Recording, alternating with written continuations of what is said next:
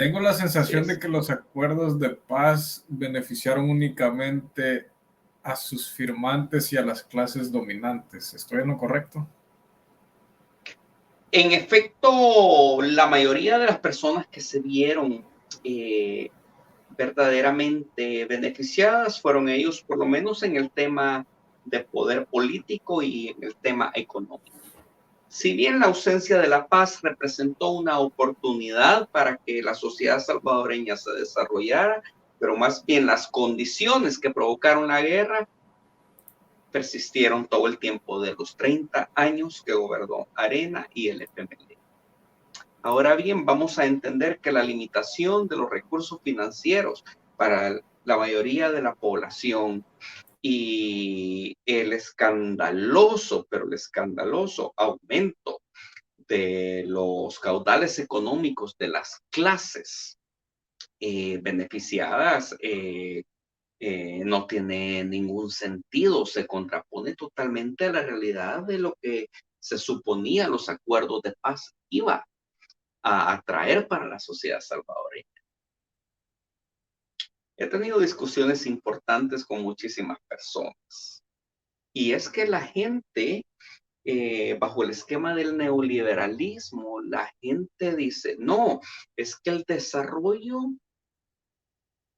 económico le corresponde a las personas y el crecimiento económico le corresponde al gobierno. Ok, perfecto, perfecto, pero deben de existir las condiciones para que las personas se puedan desarrollar económicamente. Pero ¿qué fue lo que vino a hacer acá el neoliberalismo? El neoliberalismo vino a acentuar aún más o a distanciar a las clases sociales. Creó más ricos y creó más pobres. Y las capas medias se empezaron a diluir. Por lo tanto, vamos a entender algo bien importante. La institucionalidad deficiente que no logra suplir las necesidades de su pueblo. Uno, la concentración de la riqueza en pocas manos. Dos, el aumento de la inseguridad pública. Tres, inseguridad ciudadana. Cuatro, la desatención del sistema de salud público. Cinco, y muy importante, solo por el hecho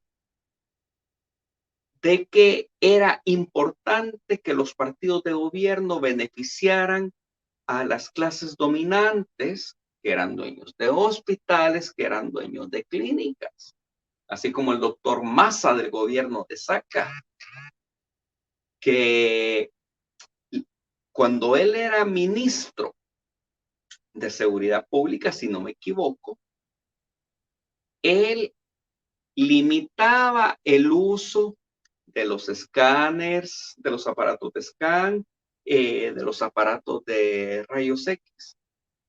¿Y para dónde los tenían que referir? Para sus laboratorios,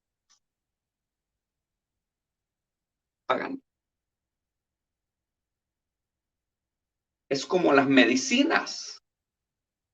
Limitaban el dar las medicinas en el seguro social y en el sistema de salud público, en los hospitales nacionales y en las clínicas asistenciales y unidades de salud, con tal de que los dueños de farmacéuticas en El Salvador o de las grandes farmacias y droguerías hicieran negocio.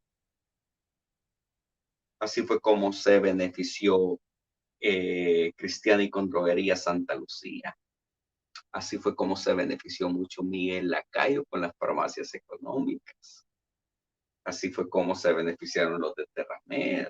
Así fue como se benefició Francisco Laínez. ¿Verdad? Entonces, todo este sistema de corrupción y de dictadura partidaria, más bien conocido como partidocracia, surge de los acuerdos de paz, se institucionaliza y luego la corrupción se convierte en una burbuja, en un sistema para beneficiar a un grupo. En el video se menciona la dictadura partidaria. ¿Qué deberíamos entender nosotros por esto y cómo ha afectado el desarrollo de nuestro país? Ok, vamos a entender que la dictadura partidaria lo reconocemos como un régimen político donde una o un grupo de personas gobiernan y donde ellos tienen la capacidad y la potestad de diseñar y aprobar leyes que los beneficien solamente a ellos y no a la población. Pues si esa es una dictadura, pues entonces vamos a entender que la dictadura partidaria sería, en pocas palabras, aquel régimen de un partido dominante y gobernante o de dos o más partidos de los cuales se benefician del tomar las decisiones por el resto de la población. Tienen la capacidad de hacer leyes, tienen la capacidad de aprobar las leyes e implementarlas y beneficiarse a ellos mismos. Pues eso fue lo que nosotros tuvimos en El Salvador. Tuvimos a un Arena y tuvimos a un FMLN. Y esto es resultado de los acuerdos de paz. Y teníamos a un PCN que fue llamado siempre el Partido Bisagra, que siempre se movía con el mejor. Cuando Arena gobernó, el PCN estaba del lado de. Cuando el FMLN gobernó, el PCN estaba del lado del FMLN. Por lo tanto, veríamos cómo estas clases de políticos que ya no funcionaban de la manera en que lo hicieron en la época del conflicto, porque en aquel entonces funcionaban con cabeza caliente de manera ideológica. Pero ahora ellos entendieron que estando en el poder lo que tenían a la mano, que les convenía más era hacer negocio, utilizando las ideologías para movilizar a las masas, utilizando el terror ideológico y medios de comunicación para movilizar a las masas y para crear adherencia doctrinaria e ideológica cerradas. Pues posteriormente tendríamos y entenderíamos que una gran parte de la población apoyaba a uno y la otra mitad apoyaba a otro y se enfrentaban y peleaban entre sí, mientras ellos hacían los grandes negocios y eran los operadores políticos también de sus financistas. ¿Ok? Esa es la partidocracia. Esa es la dictadura partidaria a la cual sometieron a El Salvador. Tengo un artículo que no es estrictamente sobre la partidocracia, pero quiero comentar el tema de la disolución de los cuerpos de seguridad pública y de los BIRI, los batallones de reacción, los batallones de infantería de reacción inmediata, fue una situación que no solo provino de la falta de necesidad de tenerlos al finalizar el conflicto, no, sino que también provino de una cabeza caliente y del temor. Ahora les explico por qué. En las épocas de la reforma agraria, quienes implementaron o quienes tuvieron que llevar a cabo la reforma fueron los militares. Teníamos una junta revolucionaria de gobierno presidida por militares, el coronel Majano, y el vicepresidente de la junta era el general Jaime Aldo Gutiérrez. Y los cuerpos de seguridad que se encargaban de hacer efectivo esta situación posterior a las órdenes administrativas eran los militares. Ellos eran los cuerpos de seguridad. Entonces se creó un resentimiento entre las clases dominantes y los terratenientes y los militares a nivel general, porque ellos veían que los militares estaban al servicio de la izquierda. porque recordemos que el mayor Dawson con cabeza caliente pensó que el golpe de Estado que le dieron al general Carlos Humberto Romero era un golpe de Estado de izquierda y se equivocó,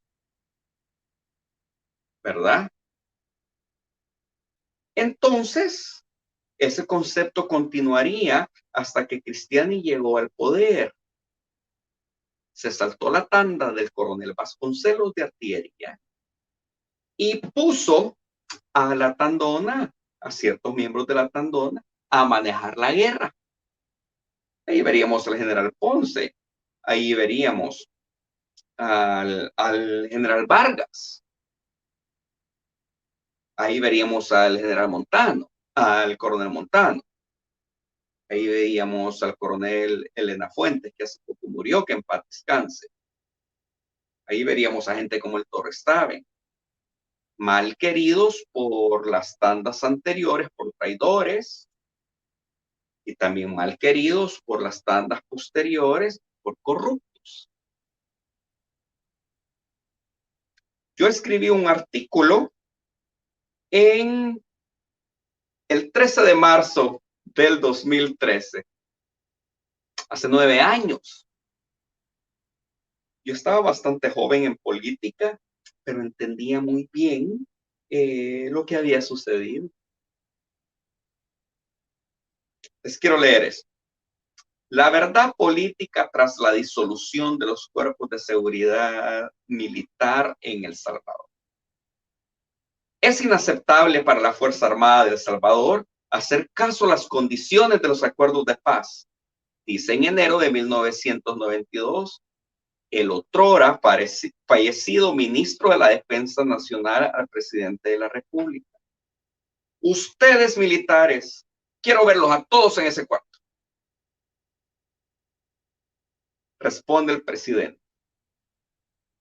Minutos después, el ministro, la Fuerza Armada de la República de El Salvador acepta las condiciones de los acuerdos de paz. Sucesivamente, el acuerdo sería firmado por el partido de gobierno y la alta comandancia de la guerra. Comentario hecho por el actual embajador de El Salvador en la India, doctor Rubén Zamora, en un programa televisivo. Él lo contó. ¿Qué pasó aquí? La verdad sobre la disolución de la Policía Nacional, Guardia Nacional y Policía de Hacienda es mucho más profunda que el discurso político civilista que los partidos y sus funcionarios se han esforzado por dar a conocer a las nuevas generaciones y a la población en general, creando imágenes incompletas y conceptos preconcebidos ideologizados en detrimento de la institución militar y a beneficio de sus extremistas impulsadores. Tanto el partido de gobierno como el ejército insurgente en El Salvador se adjudicaron un gane total de la guerra con la firma de los acuerdos de paz del 16 de enero de 1992 en Chapultepec, México. La verdad es que ambos estaban interesados en disolver a la Fuerza Armada y los cuerpos de seguridad pública de corte militar, debido a distintas razones convenientes para su futuro. El discurso de que la democracia necesita instituciones y actores civiles no militares sirvió como la mejor arma y método de su acelerada desarticulación, lo que al mismo tiempo iría creando un nuevo pensamiento con base a la ignorancia y la humildad de las personas con menor educación y los jóvenes. Los militares son malos y los civiles son buenos. Seamos claros, el partido de gobierno durante los años 90, permeado de empresarios que obtenían réditos económicos exponenciales gracias a las transformaciones del sistema, nuevas relaciones de producción y privatizaciones de los bienes públicos fiscales y políticos y funcionarios periféricos del nuevo orden económico acompañando esta misión, les convenía interactuar con una policía inexperta y dirigida desde el mismo ejecutivo, en donde una sola llamada solucionaba sus problemas. y permitía la realización de todo tipo de actividades cómodas al amparo de la ley y la miopía de sus ejecutores. Aquí no vemos, aquí no pasa nada. Los cuerpos de seguridad militar, preparados como entidades al servicio del pueblo e impermisibles, dada su misma formación, difícilmente en este nuevo orden hubieran permitido este tipo de situaciones. Por otro lado, les quito a los militares porque ellos me han quitado. Fue lo que comentó riéndose un famoso exfuncionario de derecha de la época en una reunión donde ni él podía contar ya cuántos tragos se había tomado. Hubo barrera de arena. Y eso yo lo vi. Yo estaba muy joven. Yo estaba en esa vez. Algunos empresarios y terratenientes que apoyaron la formación del hoy resquebrajado ex partido de gobierno nacionalista, reiterando algunos, no todos, evadieron por muchos años de manera cómoda los impuestos. Tengo 100 manzanas, pero solo declaro 10. Genero 1.000.000 de colones, pero solo declaro 100.000. Tan común como esa triste realidad mientras El Salvador se endeudaba día con día y la inestabilidad sociopolítica cobraba sus presas constantemente. En río revuelto ganancia de pescadores, reza el dicho. El tema polémico, la famosa satanizada y tildada de mal aplicada e ilegítima reforma agraria. Honestamente, no de mi agrado personal, es la verdad.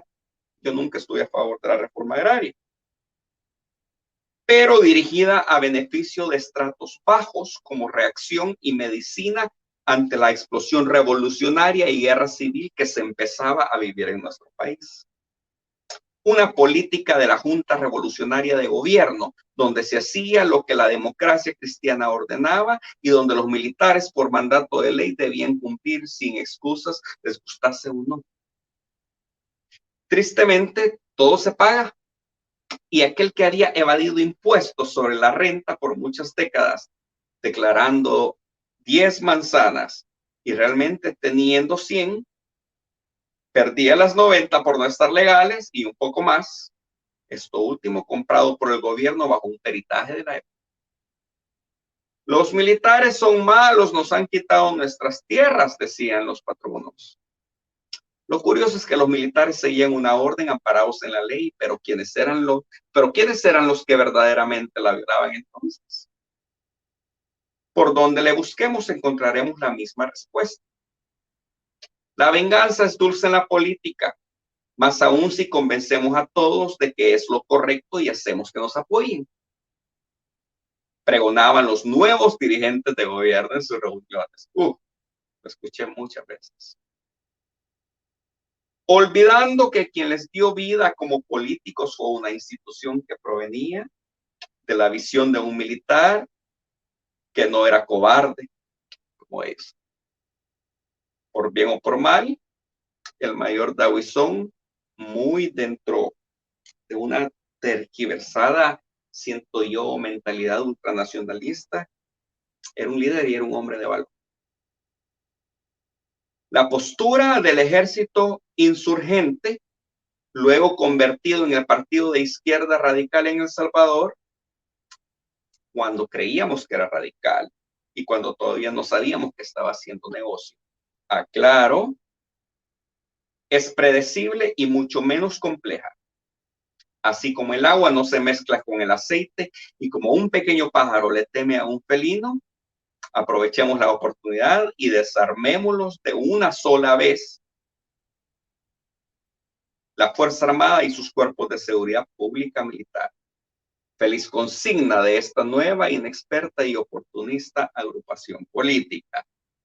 Escribiendo año con año una verdad conveniente, al igual que los anteriores enemigos coyunturales de la institución armada. Imaginemos por un momento si aún existieran los cuerpos de seguridad militar. ¿Estarían estos dirigentes cómodos con una policía militar que los fiscalice, que no responda a ellos? ¿Se sabe la respuesta? un director de la Policía Nacional Civil con un curso administrativo de 8 meses en Estados Unidos y 5 realmente cursados, fue la nueva tónica que rigió la seguridad pública en nuestro país los siguientes años. No nos extraña, bajo esta realidad, tanto desajuste y trauma social provocado por las oportunistas pandillas, desmovilizados de guerra, desamparados por el nuevo sistema y por los inexpertos e inocentes jefes policiales civiles que solo querían una sociedad libre y democrática, segura y ordenada. La verdad es que la posguerra golpeó nuestra sociedad más duro que un cometa en el agua. Y las estadísticas de los homicidios no han podido mejorarse por ningún gobierno civil. ¿Por qué?